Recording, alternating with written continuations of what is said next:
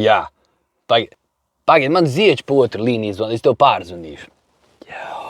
Sumināt Zieči, jā. Atvaino, man te tie sorusīti vienā laidā zvanās, jā, saprot.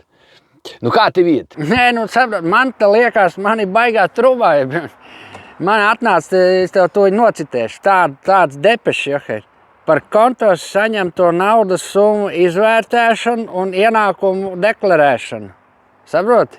Tas, man liekas, bija tā, kad pa tajām malkām, kamēr tu biji tais ceļojumos, skaitīja man no visādām kreisām figi, viņi zina, kādām firmelēm. Es tev teicu, tu saviem kukuļniekiem tu nes žūkšņiem, man tas skaiti sazina kā. Es jau teicu, ka nebūs labi. No Vida? Nu, kuram te viņš nav atnācis, tagad visiem viņš sūta, jā.